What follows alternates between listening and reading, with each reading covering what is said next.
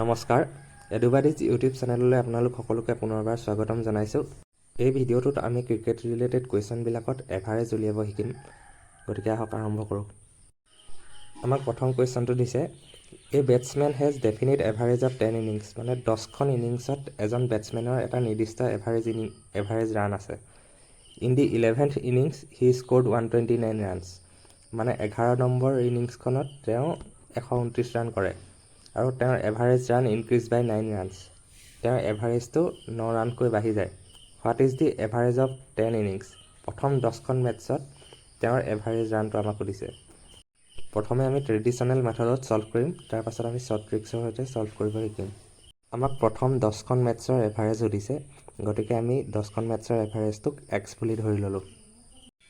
11 number মেটছখনৰ পাছত তেওঁৰ এভাৰেজটো 9 ৰানকৈ বাঢ়ি যায়, গতিকে আমি এভাৰেজটো লিখি ল'ম x+9। এতিয়া আমি টোটেল মেটছৰ ৰানৰ চামটো উলিয়াই ল'ম। 10খন মেটছৰ কি হ'ব 10 × x। ঠিক তেনেদৰে 11খন মেটছৰ হ'ব 11 × x+9।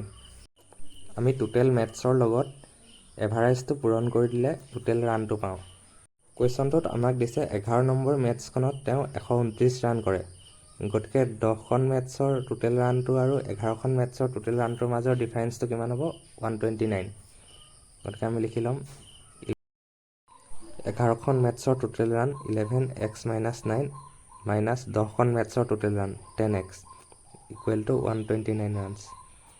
গতিকে 11x - 9 99 minus 10x equal to 129। এতিয়া 11xৰ পৰা 10x গ'লে থাকিল x, এইটো 99টা ৰাইট ছাইডে লৈ আনিলোঁ। 129 মাইনাছ 99 ইকুৱেল টু 30। এক্সটো হৈছে 10খন মেটছৰ এভাৰেজ, যিটো আমাক কুৱেশ্যনটোত সুধিছিল। গতিকে x ইকুৱেল টু 30, আমাৰ আনচাৰটো হৈছে 30। এতিয়া আমি শ্বৰ্ট ট্ৰিক্সৰ সহায়ত কুৱেশ্যনটো কৰিব শিকোঁ, যিটো বহুত ইজি হয়। কুৱেশ্যনটোৰ মতে 11 নম্বৰখন মেটছৰ পাছত ৰান ৰেটটো 9 ৰানকৈ বাঢ়ি যায়, গতিকে আমি ইয়াৰ পৰা কি বুজিলোঁ প্ৰতিখন মেটছত তেওঁৰ এভাৰেজ 9 ৰানকৈ বৃদ্ধি হৈছে। গতিকে প্ৰতিখন মেটছত 9 ৰানকৈ যদি বৃদ্ধি হয়, তেন্তে 11খন মেটছত টোটেল কিমান ৰান বৃদ্ধি হ'ব 11 × 9 ইকুৱেল টু 99। 11 নম্বৰখন মেটছত তেওঁ ৰান কৰিছিল 129 ৰান। এতিয়া আমি 129ৰ পৰা 99 বিয়োগ কৰি দিম, আমি পালোঁ 30, আৰু এইটোৱে হৈছে আমাৰ এনচাৰটো।